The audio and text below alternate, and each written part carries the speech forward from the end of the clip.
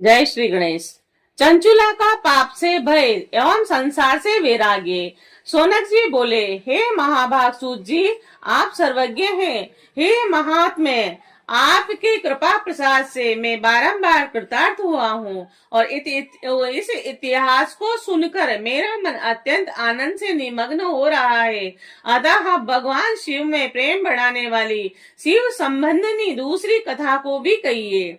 अमृत पीने वालों को लोक में कहीं मुक्ति नहीं प्राप्त होती है, किंतु भगवान शंकर के कथा अमृत का पान तो प्रत्यक्ष ही मुक्ति देने वाला है।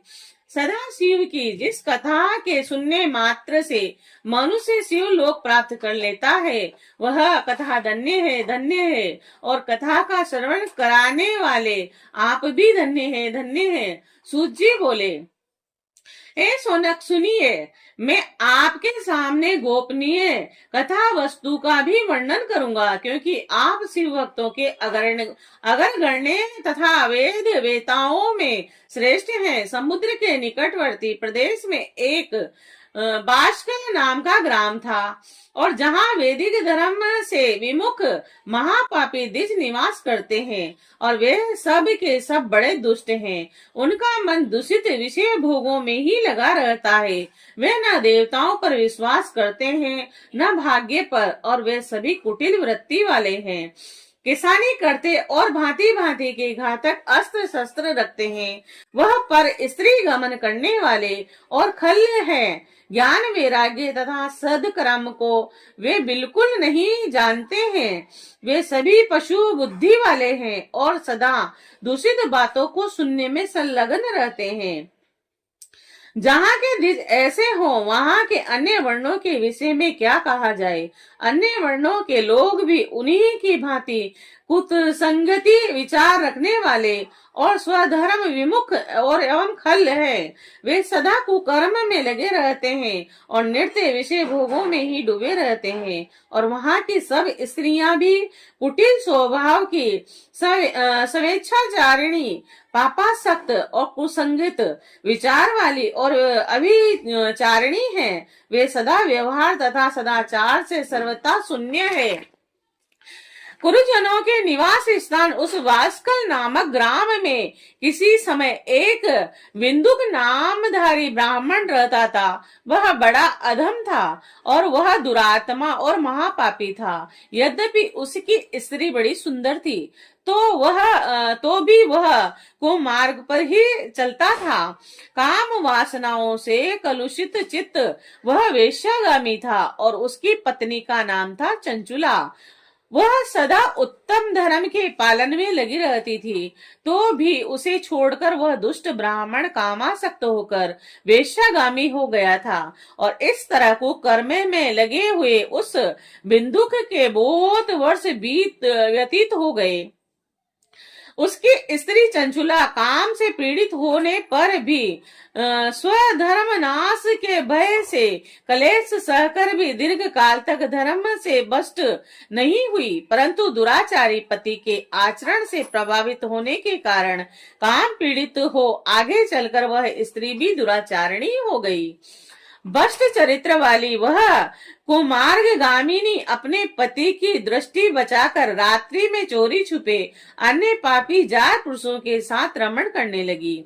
हे मुने, एक बार उस ब्राह्मण ने अपनी उस दुराचारिणी पत्नी चंचुला को कामासक्त हो और पर पुरुष के साथ रात्रि में सत्संगत देख लिया, और उस दुष्ट तथा दुराचार में आसक्त मन वाली पत्नी को रात में पर पुरुष के साथ अभिचार रत देखकर वह क्रोध पूर्वक वेग से दौड़ा। उस दुष्ट बिंदुक को घर में आया जानकर वह कपटी अभिचारी तेजी से भाग गया। तब वह दुष्ट आत्मा बिंदुक अपनी पत्नी को पकड़कर उसे डांटता हुआ मुक्कों से बार बार पीटने लगा, और वह अभिचारिणी दुष्टा नारी चंचुला पीटी जाने पर भी कुपित होकर निर्भयता पूर्वक अपने दुष्ट पति बिंदुक से कहने लगी। चंचुला बोली, मुझे पति प्रायणा युवती पत्नी को छोड़कर आपको बुद्धिवश प्रतिदिन वेश्या के साथ इच्छा अनुसार रमण करते हैं। आप ही बताइए कि रूपवती तथा कामासक्त चित्त वाली मुझ युवती की पति पति संग स्वर्ग के बिना क्या गति होगी। मैं अत्यंत सुंदर हूँ तथा नव यौवन से उन्मत्त हूँ और आपके संसर्ग के बिना व्यवस्थित चित्त वाली मैं काम जन्य दुख को कैसे सह सकती हूँ। सूची बोले, उस स्त्री के इस प्रकार कहने पर वह मूढ़ बुद्धि मूर्ख ब्राह्मण धम स्वधर्म विमुख दुष्ट पापी बिंदुक कहने लगा। बिंदुक बोला, काम से व्याकुल चित्त होकर तुमने यह सत्य ही कहा है। हे प्रिय, तुम भय त्याग दो और मैं जो तुमसे हित की बात कहता हूँ उसे सुनो। तुम निर्भय होकर नृत्य पर पुरुषों के साथ सत्सर्ग करो और उन्हें संतुष्ट करके उनसे धन खींचो और वह सारा धन वेश्या के प्रति आसक्त मन वाले मुझको दे दिया करो। इससे तुम्हारा और मेरा दोनों का ही स्वार्थ सिद्ध हो जाएगा। सूची बोले, पति का यह वचन सुनकर उसकी पत्नी चंचुला ने प्रसन्न होकर उसकी कही बात मान ली और उन दोनों दुराचारी पति पत्नी ने इस प्रकार समझौता किया तथा वे दोनों निर्भय चित्त से कुकर्म में लीन हो गए और इस तरह दुराचार में डूबे हुए उन मूढ़ चित्त वाले पति पत्नी का बहुत सा समय व्यर्थ ही बीत गया। तदंतर शूद्र जातीय वेश्या का पति बना हुआ वह दूषित बुद्धि वाला दुष्ट ब्राह्मण बिंदुक समय अनुसार मृत्यु को प्राप्त हो नरक में जा पड़ा और बहुत दिनों तक नरक के दुख भोग कर वह मूढ़ बुद्धि पापी विंध्य पर्वत पर भयंकर पिशाच हुआ। और उधर उस दुराचारी पत्नी बिंदुक के मर जाने पर वह मूढ़ दया चंचुला बहुत समय तक पुत्रों के साथ अपने घर में ही रही और इस प्रकार प्रेम पूर्वक कामासक्त होकर जारों के साथ व्यवहार करती हुई उस चंचुला नामक स्त्री का कुछ कुछ यौन समय के साथ ढलने लगा। एक दिन देव योग से किसी पुण्य पर्व के आने पर वह स्त्री भाई बंधुओं के साथ गोकर्ण क्षेत्र में गई और तीर्थ यात्रियों के संग से उसने भी उस समय जाकर किसी तीर्थ के जल में स्नान किया और फिर वह साधारणता मेला देखने की दृष्टि से बंधुजनों के साथ यत्र तत्र घूमने लगी और घूमती घामती किसी देव मंदिर में उसने एक देवज्ञ ब्राह्मण के मुख से भगवान शिव की परम पवित्र एवं मंगलकारिणी उत्तम पौराणिक कथा सुनी।